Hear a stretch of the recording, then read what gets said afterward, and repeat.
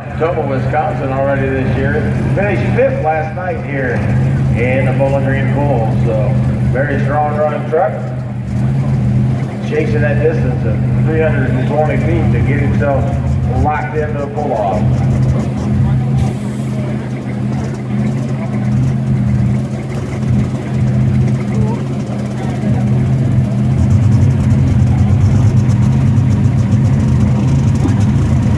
So Brian Court continues to lead this field at a real good pace at, I think it was like 305 and 5, so not bad at all.